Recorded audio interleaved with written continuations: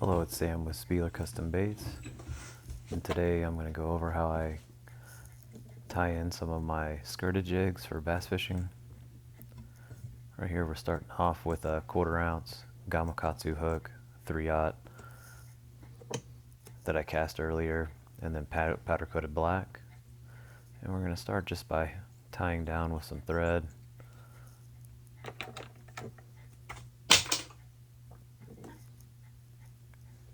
And then cutting off this tag end.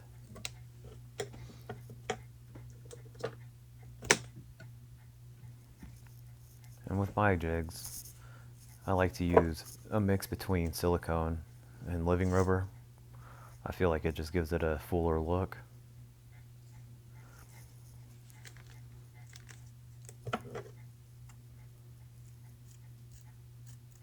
You want to start off by making sure that everything is sized appropriately, cutting down some of that living rubber there.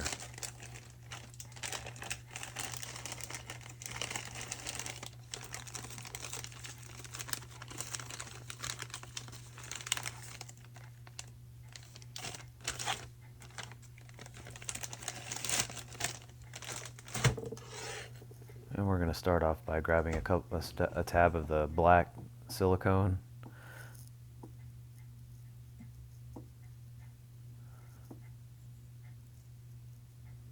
And we're going to lay it out about where I want it to be on the thing. And then I'm going to use my hair or skirt holder to keep that in place.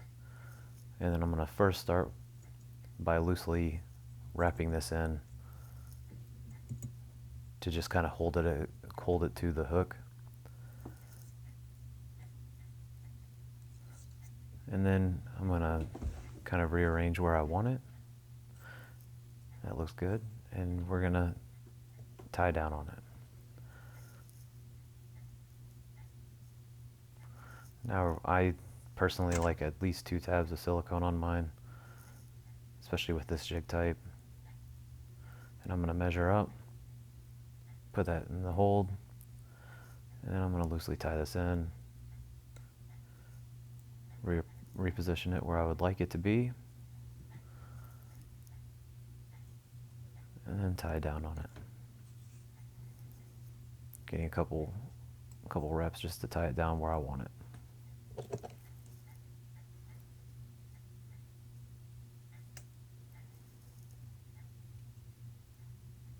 Next, I'm going to be adding in some of the living rubber.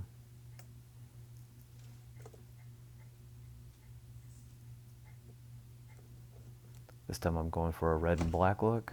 So I take the first strand and I loosely tie that in on one side, rearrange it to where I want it.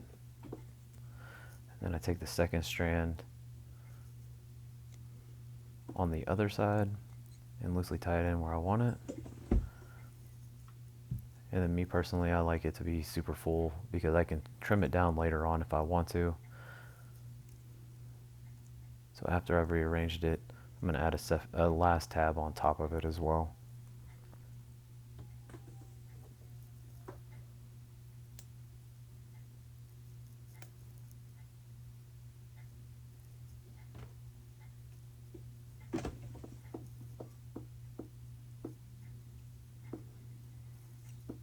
Tying that in.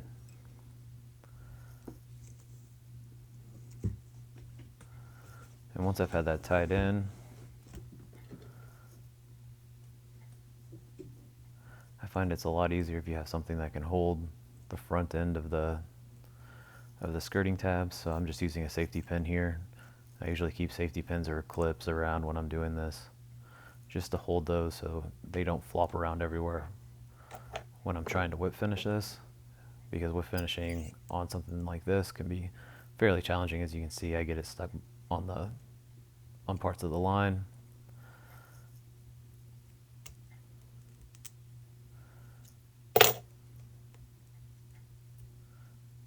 And have to end up finishing it without the whip finisher and using my fingers.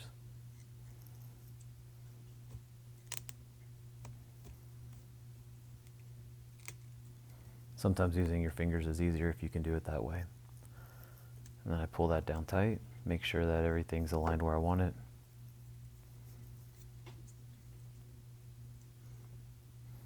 And then I really pull down just to make sure it's cinched in.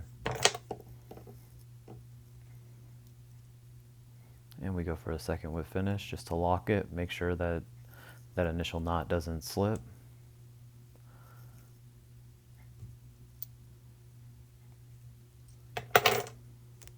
And finishing that whip finish with my fingers again.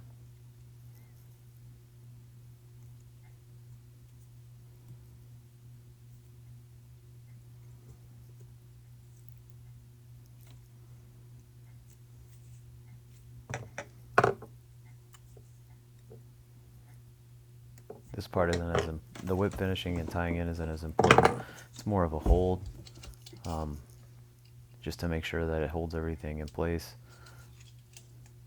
Because what we're going to do is we're going to take copper wire, and the copper wire is really what's going to hold everything together.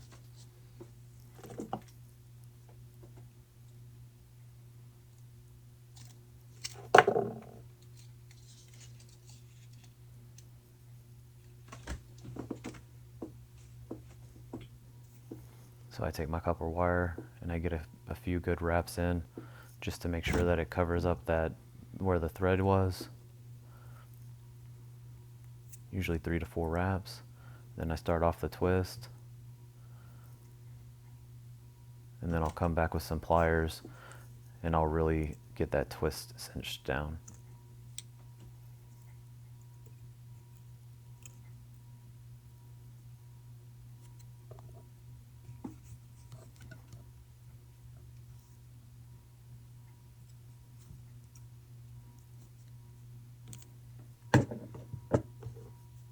And then what I'll do is I'll just take some snips and I'll clip off, leaving at least 3 to 4 wraps on that, and then I push it down like that. And that's just pushing down the twisted wire back onto where the rest of the wires lay on the collar. And then I'm going to undo the front end of my skirts. And what we're going to end up doing is we're going to cut these tabs to length. So what I do is I pull everything loosely and I cut right below where the tabs are joined in, and that gets everything down to the size that I want starting out.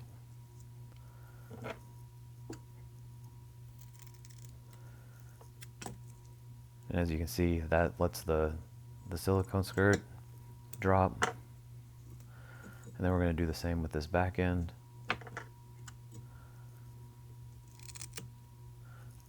Which releases the silicone skirt, and then we have to deal with the living rubber, and this takes a little bit of time. What I do is some people use their fingernail. I just use a small little pick, and I have to go individually in throughout each one of these strands to pull apart the living rubber and make sure that it's all separated. And this process is slightly time consuming, but I think that it really gives the jig a way better body than if you would go with silicone alone. And also it gives it a lot more action in the water.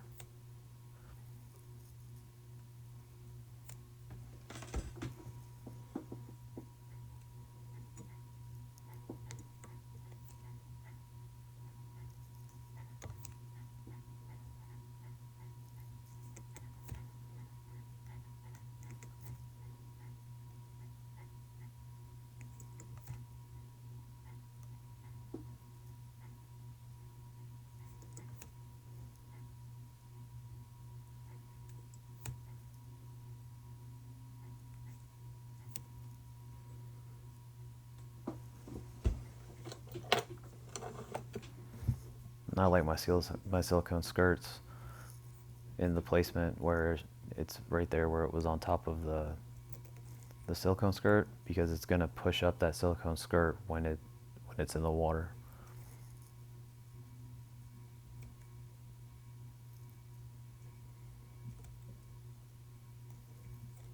Just going through and pulling out and separating all these strands here.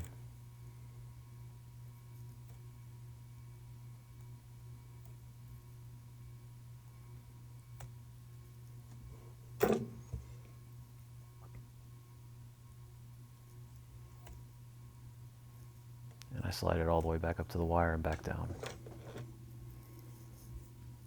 Now we have to go through this top part and do the same thing. And you can really see the jig starting to come to life now that all that living rubber is separated out. I also find it easier when I'm doing this process to pull slightly on the tab, just so that it kind of stretches it around, and once you get that, whatever you're using to separate it out inside of that seam, it makes it a whole lot easier for it to separate all the way from the wire all the way back down to the end of the strand.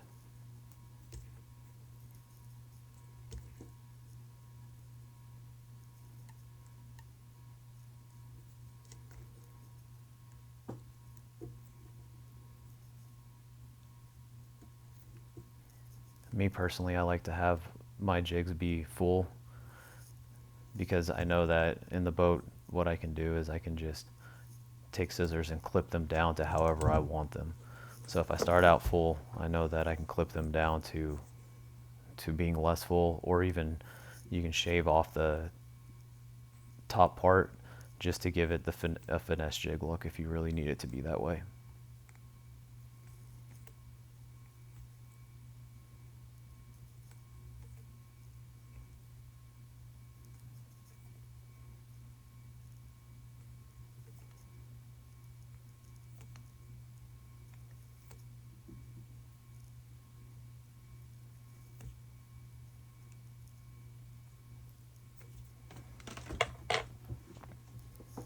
Now we have our finished jig. And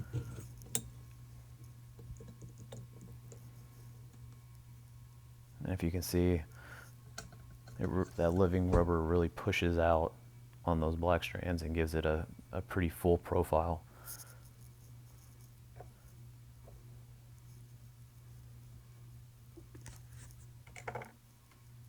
And from the other end, you can see where the bait keeper is, how much action that will impart in the water.